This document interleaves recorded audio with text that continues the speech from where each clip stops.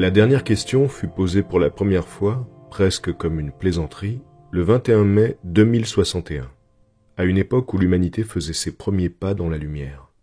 La question fut posée à la suite d'un pari de 5 $ devant quelques verres de whisky, et la chose se passa ainsi. Alexander Adel et Bertram Lupov étaient deux des fidèles serviteurs de Multivac. Ils savaient, autant que pouvait le savoir un être humain, ce qui se cachait derrière la froide façade cliquetante et clignotante, des kilomètres et des kilomètres de façade, de cet ordinateur géant. Ils avaient au moins une vague idée du schéma général des relais et des circuits qui avaient dépassé depuis longtemps le stade où un être humain était capable de saisir la portée de l'ensemble. Multivac était autorégleur et autocorrecteur. Il devait l'être car rien d'humain ne pouvait le régler et le corriger assez vite, ni même assez précisément. Adel et Lupov ne s'occupaient donc que superficiellement du monstre, mais aussi bien que le pouvaient des hommes. Ils l'alimentaient en informations, ils adaptaient les questions à ses besoins et traduisaient les réponses données. Ils avaient parfaitement le droit, et tous les autres avec eux, de partager la gloire de Multivac. Depuis des décennies, Multivac aidait à concevoir les vaisseaux et les trajectoires qui permettaient à l'homme d'atteindre la Lune, Mars et Vénus, mais au-delà, les maigres ressources de la Terre ne suffisaient pas aux vaisseaux. Il fallait trop d'énergie pour les longs voyages. La Terre exploitait avec une efficacité constamment accrue son charbon et son uranium, mais ses réserves étaient limitées. Petit à petit, cependant, Multivac en a pris assez pour répondre à des questions plus profondes, de façon plus fondamentale. Et le 14 mai 2061, ce qui n'avait été jusque-là que pure théorie, devint une réalité. L'énergie du Soleil était captée, emmagasinée, convertie et utilisée directement à l'échelle planétaire. La Terre entière cessa de brûler du charbon, de fissionner l'uranium, et enclencha le mécanisme qui la connectait à une petite station de 1500 mètres de diamètre tournant autour de la Terre à mi-distance de la Lune. Et la Terre entière se mit à fonctionner grâce aux rayons invisibles de l'énergie solaire. 7 jours n'avaient pas suffi à ternir la gloire de cette réussite, et Adel et Lupov parvinrent enfin à s'évader de leur poste, pour se retrouver discrètement là où personne ne songerait à les chercher, dans les salles souterraines abandonnées où étaient construites plusieurs parties du gigantesque corps enfoui de Multivac. Livré à lui-même, marchant au ralenti, triant des informations à petits cliquetis paresseux et satisfaits, Multivac aussi avait mérité des vacances. Les deux garçons le comprenaient bien. Ils n'avaient pas la moindre intention, initialement, de le déranger. Ils avaient apporté une bouteille et leur seul souci, pour le moment, était de se détendre en compagnie l'un de l'autre et du whisky. « C'est quand même inouï quand on y pense, » dit Adel.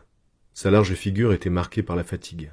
Il regardait les cubes de glace danser dans son verre. « Toute l'énergie que nous pouvons utiliser gratuitement. Assez d'énergie, si nous voulions, pour fondre la Terre en une grosse goutte de fer liquide impur sans que l'énergie utilisée vienne à manquer. Toute l'énergie que nous pourrons jamais utiliser pour l'éternité. » Lupov pencha la tête de côté. Il avait le chic de faire ce geste quand il voulait vous contrarier, et il le voulait maintenant, en partie parce qu'il avait dû porter la glace et les verres. « Pas éternellement, dit-il. »« Oh, quoi, presque éternellement, jusqu'à ce que le soleil s'éteigne. Ça n'est donc pas éternellement. Bon, d'accord. Pour des milliards et des milliards d'années alors. 20 milliards peut-être. T'es content ?» Lupov passa les doigts dans ses cheveux clairsemés, comme pour s'assurer qu'il lui en restait encore quelques-uns, et but une gorgée. 20 milliards d'années, ça n'est pas éternellement. Ça durera au moins tout notre temps à nous. Ouais, le charbon et l'uranium aussi. D'accord. Mais à présent, nous pouvons brancher chaque vaisseau sur la station solaire et il sera capable d'aller jusqu'à Pluton 1 million de fois sans avoir à se soucier de faire le plein. On ne peut pas faire ça avec le charbon et l'uranium. Demande à Multivac si tu ne me crois pas. J'ai pas besoin de demander à Multivac, je le sais. Alors arrête de débiner ce que Multivac a fait pour nous, dit Adel en s'emportant. Il a été très bien. Qui dit le contraire? Ce que je dis, c'est qu'un soleil ne dure pas éternellement. C'est tout ce que je dis. Nous sommes tranquilles pour 20 milliards d'années, mais ensuite, dit Lupov, en pointant vers son camarade un doigt légèrement tremblant. Et va pas me raconter qu'on se branchera sur un autre soleil. Un silence tomba, qui dura un moment.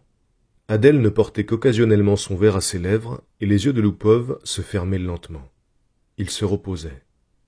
Enfin, Lupov ouvrit brusquement les yeux. « Tu penses qu'on se branchera sur un autre soleil quand le nôtre sera fini, c'est ça ?»« Je ne pense rien. »« Bien sûr que si. Tu es faible côté logique. C'est ça ton drame. T'es comme le type dans l'histoire qui est surpris par une brusque averse et qui court sous un bouquet d'arbres. Il se fait pas de soucis, tu comprends, parce qu'il se dit qu'une fois que la pluie aura traversé son arbre, il se mettra sous un autre. J'ai pigé, dit Adèle. Ne crie pas. Quand le soleil sera fichu, les autres étoiles disparaîtront aussi. Un peu, marmonna Loupov. Tout a eu un commencement dans l'explosion cosmique originelle. Il faudra que ça finisse quand les étoiles s'éteindront. Les géantes, tiens, elles vont pas durer 100 millions d'années. Le soleil durera 20 milliards d'années et les naines peut-être 100 milliards pour ce qu'elles valent. Mais donne-nous juste 1 trillion d'années et tout deviendra noir. L'entropie doit croître au maximum, c'est tout. Je sais tout ce qu'il y a à savoir de l'entropie, déclara Adèle, en se drapant dans sa dignité. Alors tu sais que tout doit s'user un jour. Bah oui, qui a dit que ça ne s'userait pas? Toi, pauvre imbécile. Tu as dit que nous avions toute l'énergie dont nous avions besoin pour l'éternité. Ce fut au tour d'Adèle de devenir contrariant. Nous pourrons peut-être reconstruire les choses un jour, dit-il. Jamais. Bah, et pourquoi pas? Un jour. Demande à Multivac. Allez, demande à Multivac. Chiche. 5 $ que ça n'est pas possible. Adèle était juste assez ivre pour essayer, juste assez lucide pour composer les symboles et les opérations nécessaires en une question qui, avec des mots, aurait pu correspondre à ceci. Est-ce que l'humanité sera capable un jour, sans dépense d'énergie, de rendre au soleil sa jeunesse, même après qu'il sera mort de vieillesse? Ou peut-être, plus simplement, comment l'entropie de l'univers peut-elle être amenée à décroître massivement? Multivac devint aussitôt inerte et silencieux. Le lent clignotement des voyants cessa, les sons lointains des relais se turent.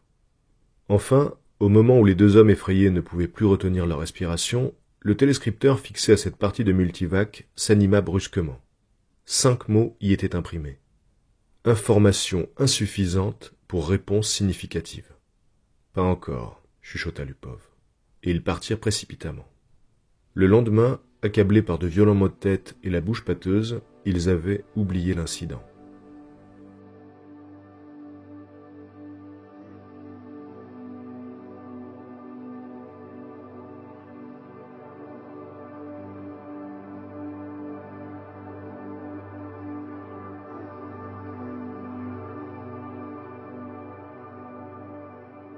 Gérode, Gérodine et Gérodette 1 et 2 regardèrent changer l'image étoilée dans le visipanneau, alors que le passage dans l'hyperespace se terminait dans son hiatus de non-temps. Tout à coup, le poudroiement régulier des étoiles fit place à la prédominance d'un seul disque éblouissant en plein centre. « Voilà X23 » annonça Gérode avec assurance.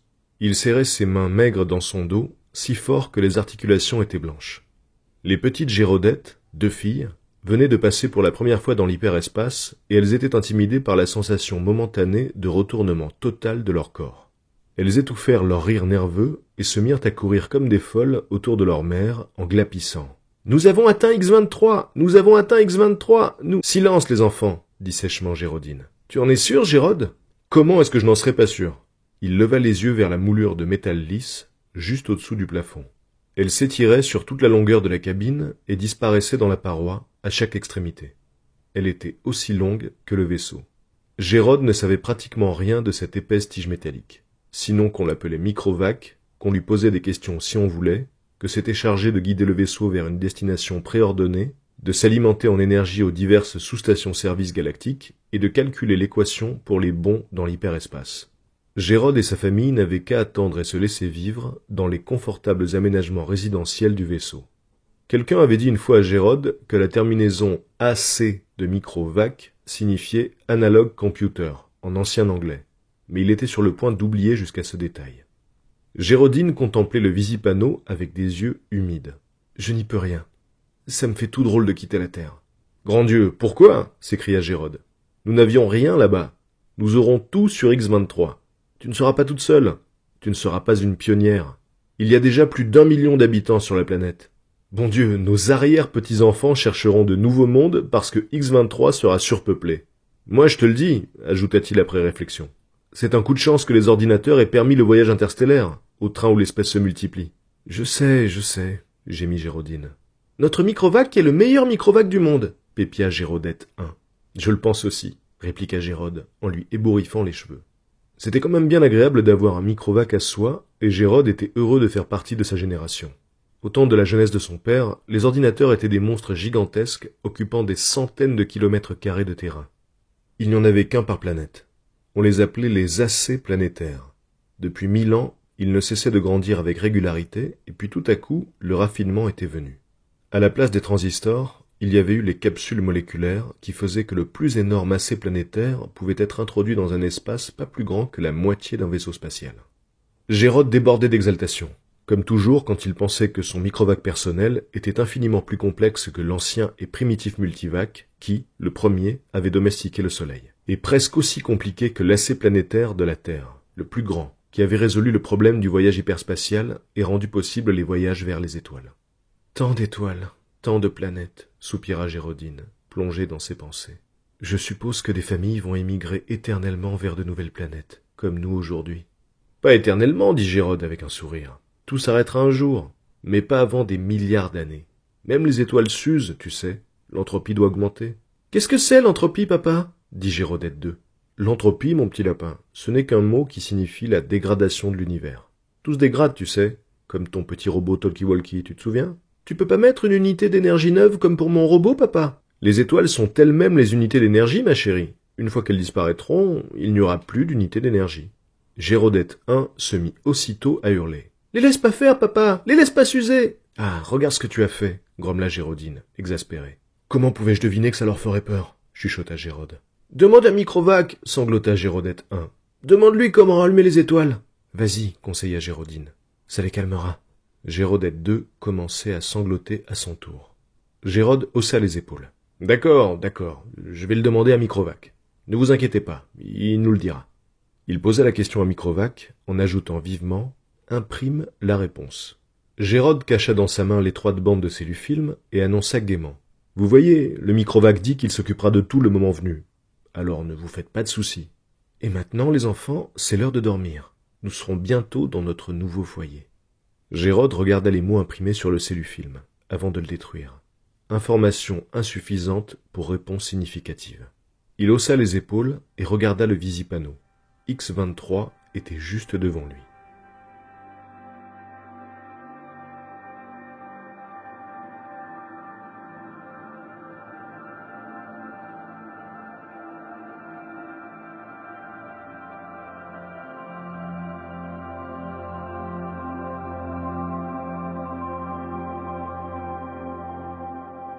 VJ-23X de la Met regarda dans les profondeurs noires de la carte tridimensionnelle à petite échelle de la galaxie et dit « Nous sommes ridicules peut-être de tant nous inquiéter de ça. » MQ-17J de Nikron secoua la tête. « Je ne crois pas. Tu sais qu'à l'allure actuelle de l'expansion, la galaxie sera bondée d'ici à 5 ans. » Tous deux paraissaient avoir une vingtaine d'années, ils étaient tous deux grands et parfaitement formés. « Quand même, dit VJ-23X, j'hésite à présenter un rapport pessimiste au Conseil galactique.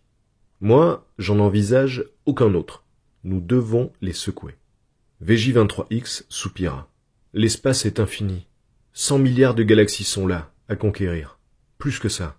100 milliards, ce n'est pas l'infini, et ça devient de moins en moins infini. Réfléchis. Il y a 20 000 ans, l'humanité a enfin résolu le problème de l'utilisation de l'énergie stellaire, et quelques siècles plus tard, le voyage interstellaire est devenu possible. Il a fallu à l'homme 1 million d'années pour remplir un petit monde, et ensuite seulement 15 000 ans pour occuper le reste de la galaxie.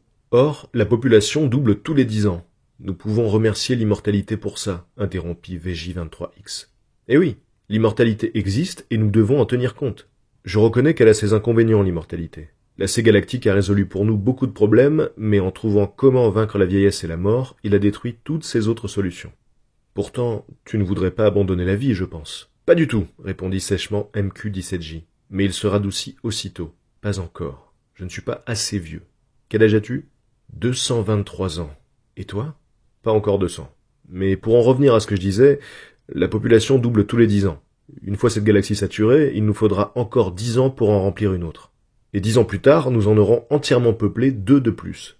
Et après une nouvelle décennie, 4 de plus. Dans 100 ans, nous occuperons 1000 galaxies. Et dans 1000 ans, 1 million de galaxies. Et dans 10 000 ans, tout l'univers connu. Et ensuite, il y a un problème annexe, dit VJ-23X. Celui des transports. Je me demande combien d'unités d'énergie solaire seront nécessaires pour déplacer des galaxies d'individus d'une galaxie à la suivante. Très juste. Déjà, l'humanité consomme 2 unités d'énergie solaire par an. Oui, dont la majorité est gaspillée. Après tout, notre propre galaxie à elle seule produit 1000 unités d'énergie par an et nous n'en utilisons que 2. Accordé, mais même avec une efficacité à 100%, nous ne faisons que conjurer la faim. Nos besoins énergétiques augmentent suivant une progression géométrique, encore plus vite que notre population. Nous serons à court d'énergie avant même d'être à court de galaxies. Il nous faudra simplement construire de nouvelles étoiles à partir des gaz interstellaires. Ou à partir de la chaleur dissipée, suggéra ironiquement MQ-17J. Il doit y avoir un moyen d'inverser l'entropie. Nous devrions le demander à l'AC galactique. VJ-23X ne parlait pas sérieusement, mais MQ-17J tira de sa poche son contact AC et le posa devant lui sur la table. « J'ai bien envie de faire ça, dit-il. C'est une chose que la race humaine devra affronter un jour. » Il contempla sombrement son petit contact AC. Il ne mesurait que 5 cm3 et n'était rien en soi, mais il était relié à travers l'hyperespace au grand AC galactique qui servait à toute l'humanité. MQ-17J se demanda si un jour, dans sa vie immortelle, il aurait l'occasion de voir l'AC galactique. C'était un petit monde en soi, une toile d'araignée de rayons de force maintenant la matière au sein de laquelle les sous-particules remplaçaient les vieilles capsules moléculaires imprécises. Cependant, malgré ses câblages subéthériques, l'AC galactique mesurait plus de 300 mètres de large. MQ-17J demanda brusquement à son contact AC. « Est-ce que l'entropie peut être inversée ?» VJ-23X sursauta et protesta. « Hé, je voulais pas sérieusement te faire demander ça. Pourquoi pas ? Nous savons tous les deux que l'entropie ne peut pas être inversée. On ne peut pas retransformer la fumée et la cendre en arbre. » Le bruit de l'AC galactique les réduisit au silence. Sa voix s'éleva, belle et ténue, et elle dit « L'information est insuffisante pour une réponse significative. » Tu vois ? Sur quoi les deux hommes retournèrent au rapport qu'ils devaient présenter au Conseil galactique.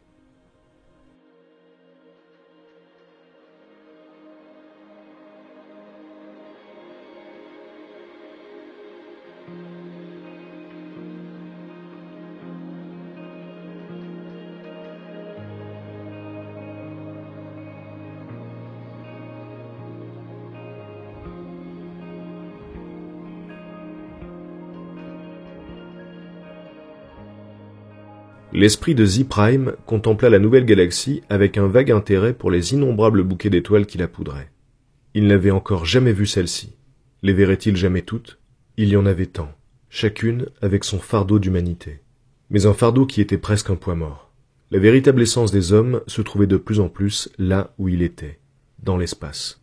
Les corps immortels restaient sur les planètes, en suspension au-dessus des âges. Parfois, ils se levaient pour une activité matérielle, mais de plus en plus rarement. Peu de nouveaux individus arrivaient à l'existence pour se joindre à l'incroyable foule. Mais quelle importance. Il y avait peu de place dans l'univers pour les nouveaux individus. Z-Prime fut arraché à ses réflexions en croisant les vrilles impalpables d'un autre esprit. « Je suis Z-Prime, dit-il. Et toi ? Je suis Di-Sum-Gun. Ta galaxie ? Nous l'appelons simplement la galaxie. Et toi ? C'est comme ça aussi que nous appelons la nôtre. Tous les hommes appellent leur galaxie galaxie. Et rien de plus. Pourquoi pas ? Bien sûr, puisque toutes les galaxies sont pareilles. Pas toutes. La race humaine doit être originaire d'une galaxie particulière. Ça la rend différente. Laquelle est-ce ? Demanda Z-Prime. Je ne sais pas. L'AC universel doit le savoir. Si nous le lui demandions, je suis curieux tout à coup. Les perceptions de Z-Prime s'élargirent jusqu'à ce que les galaxies se rétrécissent et deviennent un nouveau poudroiement plus diffus, sur un fond beaucoup plus vaste. Il y en avait des centaines de millions, toutes avec leurs êtres immortels, portant toute leur cargaison d'intelligence, avec des esprits qui voyageaient librement à travers l'espace. L'une d'elles avait été pendant un temps, dans son vague et lointain passé, la seule à être peuplée par l'homme. Z-Prime mourait de curiosité de voir cette galaxie, et il lança « AC universel, de quelle galaxie l'homme est-il originaire ?» L'AC universel entendit, car sur chaque monde et dans l'espace, il avait ses récepteurs en préparation, et chaque récepteur conduisait à travers l'hyperespace à un point inconnu où l'AC universel se tenait au-dessus de tout. Z-Prime n'avait entendu parler que d'un seul homme dont les pensées avaient pu pénétrer à distance de sensation dans l'AC universel, et il n'avait décrit qu'un petit globe étincelant de 60 cm de large, difficile à distinguer. « Mais comment est-ce que cela peut être tout l'AC universel ?» avait demandé Z-Prime. Et la réponse avait été « Sa plus grande partie est dans l'hyperespace. Sous quelle forme ? Je ne puis l'imaginer. » Personne ne le pouvait, car le temps était passé depuis longtemps, Z-Prime le savait, où l'homme ne participait quasiment plus à la fabrication d'un AC universel. Chaque AC universel concevait et construisait son successeur. Chacun d'eux, au cours de son existence d'1 million d'années ou plus, avait accumulé les renseignements nécessaires pour construire un meilleur successeur, plus complexe, plus puissant, dans lequel sa propre réserve de science et son individualité seraient englouties. L'assez universel interrompit le cours des pensées vagabondes de Z-Prime, non par des mots, mais par un guidage. L'esprit de Z-Prime fut guidé dans la mer diffuse des galaxies vers une en particulier, qui se développa en un groupe d'étoiles distinctes. Une pensée vint, infiniment distante, mais infiniment nette. Voici la galaxie originelle de l'homme. Elle était cependant en tout point pareille aux autres, après tout, et Z-Prime réfréna sa déception. Di-Sum-Woon, dont l'esprit l'avait accompagné, demanda soudain « Et est-ce qu'une de ces étoiles est l'étoile originelle de l'homme ?» L'assez universel répondit « L'étoile originelle de l'homme s'est transformée en nova. C'est une petite naine blanche. »« Est-ce que les hommes qui l'habitaient sont morts ?» demanda Z-Prime sans réfléchir. « Comme toujours dans ces cas-là, un nouveau monde a été construit à temps pour leur corps physique. »« Oui, naturellement, dit Z-Prime. » Mais il fut malgré tout accablé de chagrin. Son esprit relâcha son emprise sur la galaxie originelle de l'homme et recula pour se perdre parmi les myriades de points lumineux confus. Il ne voulait plus jamais la revoir. « Qu'est-ce qui ne va pas ?» demanda Di-Sum-Woon. « Les étoiles meurent. L'étoile originelle est morte. Elles doivent toutes mourir. Pourquoi pas? Mais quand toute l'énergie aura disparu, nos corps finiront par mourir, et toi et moi avec eux. Ce ne sera pas avant 1 milliard d'années. Je ne veux pas que ça arrive, même après des milliards d'années. Assez universel, comment peut-on empêcher les étoiles de mourir? Tu demandes maintenant comment la direction de l'entropie peut être inversée, dit Di-Sum-Woon, amusé. Et l'assez universel répondit. Les informations sont encore insuffisantes pour une réponse significative. Les pensées de Z-Prime retournèrent en hâte vers sa propre galaxie. Il ne transmit plus de pensée à Di-Sum-Woon, dont le corps attendait peut-être dans une galaxie à 1 trillion d'années-lumière ou sur l'étoile voisine de celle de Z-Prime. Cela n'avait pas d'importance. Tristement, Z-Prime commença à rassembler de l'hydrogène interstellaire pour se fabriquer une petite étoile à lui. Même si les étoiles devaient un jour mourir, on pouvait au moins en créer encore autant qu'on voulait.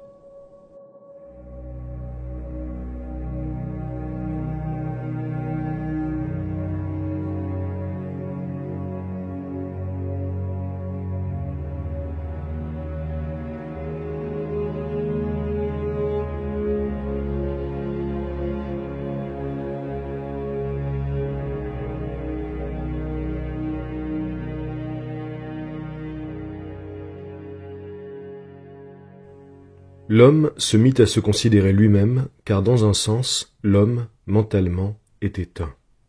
Il était formé d'1 trillion de trillions de trillions de corps sans âge, chacun à sa place, chacun paisible et incorruptible, chacun soigné par de parfaits automates, également incorruptibles, tandis que les esprits de tous ces corps se fondaient librement les uns dans les autres, indistincts. L'univers se meurt, dit l'homme. L'homme contempla les galaxies assombries. Les étoiles géantes, prodigues, avaient disparu depuis longtemps dans l'obscurité du plus obscur des lointains passés. Presque toutes les étoiles étaient des naines blanches, perdant leur éclat, déclinantes. De nouvelles étoiles avaient été construites avec la poussière entre les étoiles, certaines par des processus naturels, d'autres par l'homme lui-même, et celles-là s'en allaient aussi. Il arrivait que des naines blanches entrent en collision. Les forces énormes ainsi libérées créaient des étoiles neuves, suivant un taux d'1 seule pour 1000 naines détruites, et celles-là aussi finiraient. L'homme dit, soigneusement économisée, sous la direction de l'assez cosmique, l'énergie qui reste encore dans tout l'univers durera des milliards d'années. Mais malgré cela, elle finira par disparaître. De quelque manière qu'on l'épargne, de quelque manière qu'on la fasse durer, l'énergie une fois dépensée n'existe plus et ne peut être reconstituée. L'entropie doit augmenter éternellement vers le maximum. L'homme dit. L'entropie peut-elle être inversée? Demandons à l'assez cosmique. L'assez cosmique les entourait, mais pas dans l'espace. Pas un de ces fragments n'était dans l'espace. Il se trouvait dans l'hyperespace et il était fait d'autre chose que de matière ou d'énergie. La question de sa taille et de sa nature n'avait plus aucune signification, sinon en des termes incompréhensibles pour l'homme. Assez cosmique, demanda l'homme. Comment l'entropie peut-elle être inversée? L'AC cosmique répondit. Il n'y a pas encore de données suffisantes pour une réponse significative. Rassemble des données supplémentaires, dit l'homme. L'AC cosmique répliqua. Je vais le faire. Je le fais depuis 100 milliards d'années.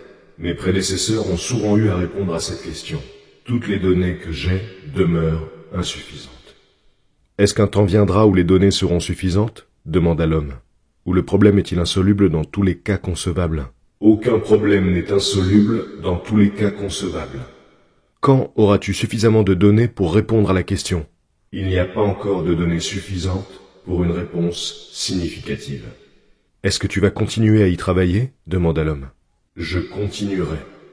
Nous attendrons, dit l'homme.